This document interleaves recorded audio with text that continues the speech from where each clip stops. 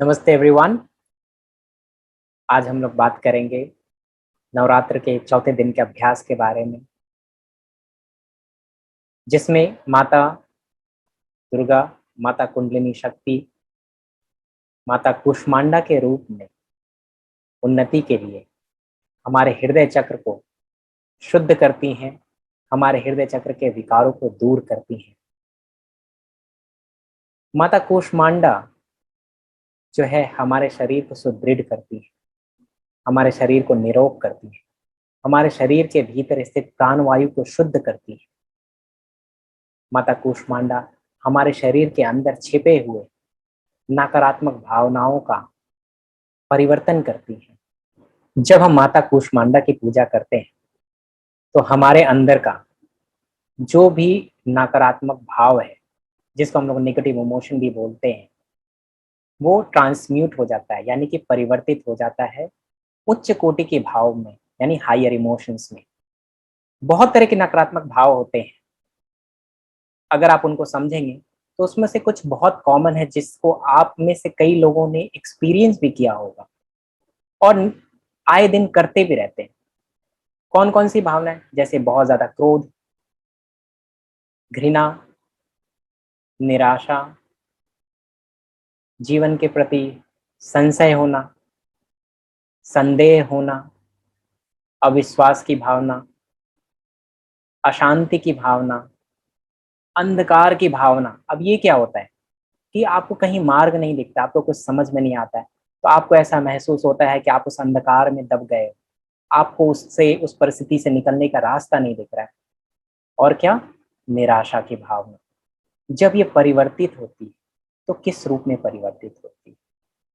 जो अशांति की भावना है वो शांति में परिवर्तित हो जाती है।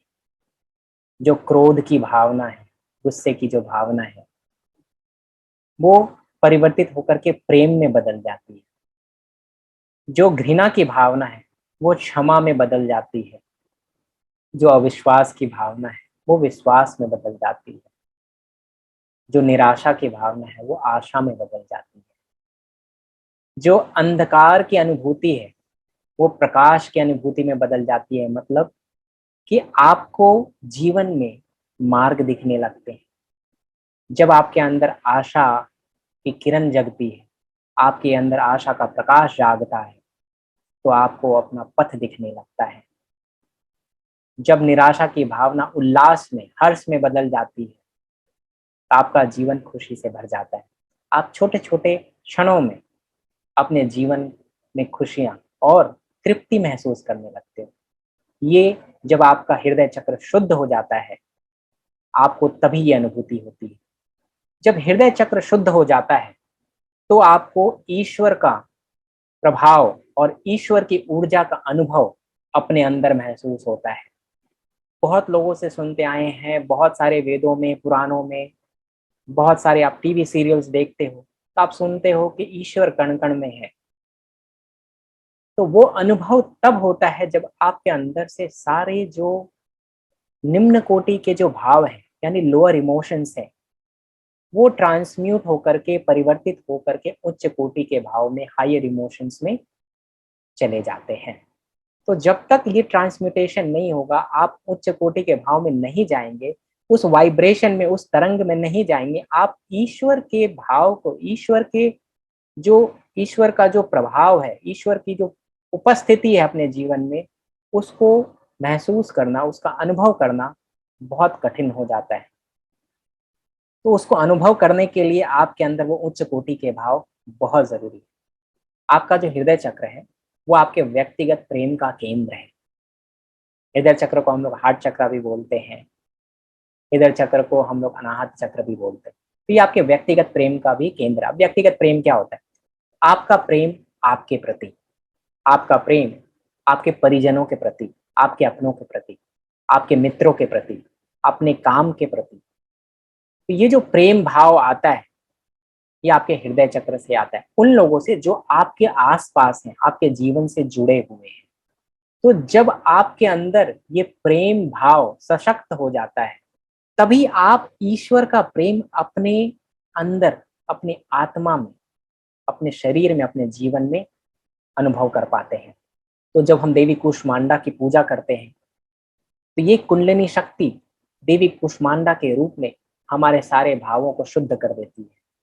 तो जब भी आप देवी का पूजन कर रहे हैं तो ऐसा कहा जाता है पुराणों में कि आप प्राण वायु और अपान वायु को मिला करके एक कर करके देवी का मंत्र जाप कीजिए।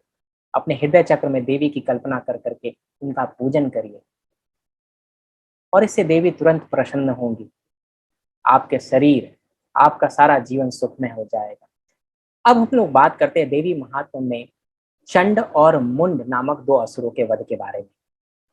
चंड एक ऐसा विकार है जो कभी भी आपको किसी से सहमत नहीं होने देगा। आपको वो तर्क में डालेगा, वितर्क में डालेगा। आप लोगों से तर्क करोगे, नहीं आप जो बोल रहे हो वो गलत बोल रहे हो, ये ऐसे नहीं है, ये ऐसे है, जो मैं बोल रहा हूँ वही अटल सत्य है, बाकी सब झूठ है, तो मेरा सच है और यही सच है। आप क्या करते हो, अपने को सीमित कर लेते हो और आप ये सोचते हो कि उसके आगे जो है कोई और उसका जो है स्वरूप नहीं हो सकता है। ये बिल्कुल वैसे है कि एक मेढक एक कुएं में और वो सोचता है कि दुनिया बस इतनी ही बड़ी है, ये संसार इतना ही बड़ा है और इसके बाहर जो है और कोई संसार नहीं है। तो ये जो टेंडेंसी है इसको हम लोग बोलते हैं चंड वाली प्रवृत्ति। दूसरा होता है मुंड। मुंड क्या है, उसका सर नहीं है, उसका सर नहीं है। तो अब जिसका सर नहीं हो मतलब सर नहीं है तो मस्तिष्क नहीं है, दिमाग नहीं है। सर नहीं है तो मतलब आंखें नहीं है, वो देख नहीं सकता है। सर नहीं है तो उसके कान नहीं है, वो सुन नहीं सकता है। सर नहीं है तो उसके मुख नहीं है तो बोल नहीं सकता है। तो वो किसी को नहीं सुनेगा, वो किसी को नहीं देखेगा, वो किसी को नहीं समझेगा। मतलब वो व्यक्ति क्या करेगा, ना वो सामने वाले को देखेगा कि वो कौन है क्या है, ना वो समझने की कोशिश करेगा कि वो क्या बोल रहा है और क्या समझाना चाहता है, किस परिस्थिति के बारे में समझाना चाहता है। ना वो उस व्यक्ति को सुन पाएगा कि इस व्यक्ति को सुन लूं मैं, ये बोलना क्या चाहता है। ना वो उसको बोलने देगा, ना वो खुद ही बोलेगा। तो ऐसी प्रवृत्ति वाले व्यक्ति को बोलते हैं कि उसके अंदर मुंड वाली भावना है। तो जब मनुष्य के अंदर बहुत अहंकार होता है तो वो क्या करता है कि दूसरों को समझना नहीं चाहता है। ना वो दूसरों की बातें समझेगा, ना दूसरों की बातें को देखेगा, ना दूसरे कुछ दिखाना चाहते वो देखेगा, ना वो समझेगा, ना उसके बारे में बात करेगा, ना उनको सुनना चाहेगा। यही है चंड और मुंड वाली प्रकृति। आप इसका आकलन कीजिए। हमारा ये वीडियो बनाने का उद्देश्य यही है कि हम अपने जीवन का आकलन करें। क्या मेरे अंदर ये प्रवृत्ति है क्या? अगर ये मेरे अंदर है तो क्या मुझे इस परिस्थिति से निकलना है?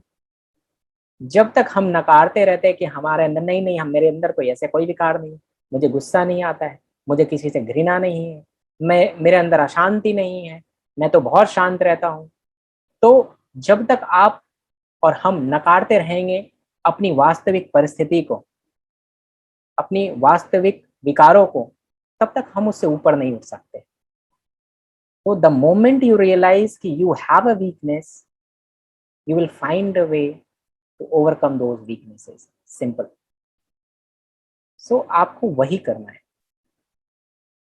आपको उन विकारों से ऊपर उठना है। कैसे? उनको स्वीकार करना है।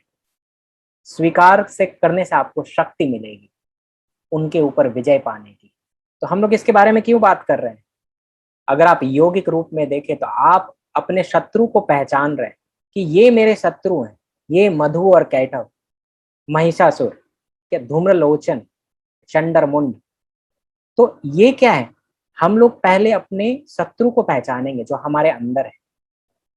जब तक हम अपने शत्रु को नहीं पहचानेंगे हम उनसे लड़ नहीं सकते। जो स्वप्न है, स्वप्न रूपी जीवन है, उसमें जीते रह जाएंगे। वैसे शत्रु को पहचानिए, उससे लड़िए और उस पर विजय प्राप्त कीजिए। यही, जब आप सारा विजय प्राप्त कर लेंगे तभी आप विजयादशमी का जो है सच्चा अर्थ समझ पाएंगे। चंड और मुंड पे विजय पाना है तो हम लोग को क्या करना होगा? हम लोग को विनम्र बनना पड़ेगा। विनम्र का अर्थ क्या होता है? विनम्र एक व्यक्ति तभी बन पाता है जो अपने विकारों को स्वीकार करता है कि हाँ ठीक है, मेरे अंदर ये कमी है और मुझे अपने इन कमियों पर, इन विकारों पर मेहनत करनी है, बहुत ही ज़्यादा अभ्यास करना है ताकि मैं इन विकारों पे विजय प्राप्त कर सकूँ। तभी व्यक्ति विनम्र बन पाता है। तो एक व्यक्ति जिसके पास कुछ नहीं है, वो अकड़ के, वो तन के खड़ा रहे, और जिसके पास सब कुछ है, जो भरा हुआ है, जिसका भंडार भरा है, चाहे वो ज्ञान का हो, चाहे वो सामर्थ्य का हो, चाहे वो धन, सुख, समृद्धि का हो, वो हमेशा देने के लिए तैयार रहेगा। कैसे? आप इसका उदाहरण प्रकृति से लीजिए। अगर आप एक आम के पेड़ को देखेंगे, अगर उसपे फल नहीं है तो वो अकड़ के खड़ा रहेगा। जब तक उसपे फल नहीं है वो बिल्कुल अकड़ के खड़ा रहेगा, वो तन के खड़ा रहेगा। लेकिन जैसे ही उसपे फल आते हैं, वो झुक जाता है, उसकी शाखाएँ झुक जाती हैं और वो देने के लिए तैयार हो जाता है। यही प्रकृति का नियम है। जिसके पास होता है, वो विनम्र हो जाता है, वो देने के लिए झुक जाता है। जिसके पास होगा नहीं, वो कहाँ से देगा? जिसके पास नहीं है, वो तो तन के खड़ा रहेगा ना। बिल्कुल वैसे ही है। हम सभी को विनम्र बनना है और इसी विनम्रता के साथ उस ईश्वर का ध्यान करते रहना है। जब हम ईश्वर का ध्यान करेंगे, तो वो चित्त शक्ति, महामाया कुंडलिनी शक्ति के रूप में हमारे अंदर हमारे गुरु को प्रकट करेगी। और जब हम विनम्रता से अपने गुरु को प्रणाम करेंगे, तभी उस गुरु के शक्तिपात द्वारा हमारे अंदर वो ज्ञान का स्फुरन होगा। और वो जब वो ज्ञान स्फुरित होगा हमारे अंदर, तो हम अपने आप ईश्वर को समझने लगेंगे, अपने आप को समझने लगेंगे।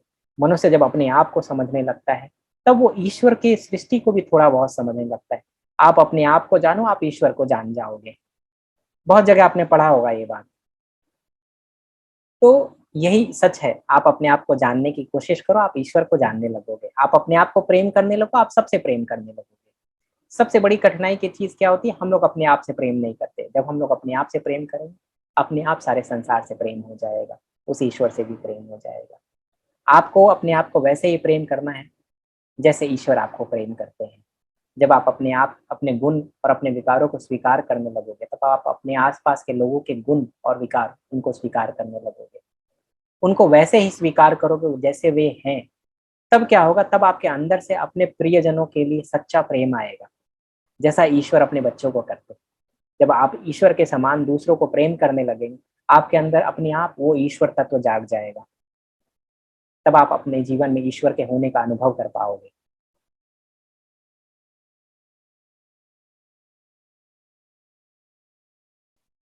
इसी प्रार्थना के साथ हम माता से यही बोलते हैं कि माता, हमारे अंदर के सारे निम्न कोटि के भावनाओं का नाश करो माता, और उन सारी निम्न कोटि के भावनाओं को परिवर्तित करके, ट्रांसम्यूट कर करके उच्च कोटि के भावनाओं में बदल दो, जो कि शांति, प्रेम, क्षमा, विश्वास, आशा, प्रकाश और हर्षोल्लास का जीवन हमें प्रदान करे।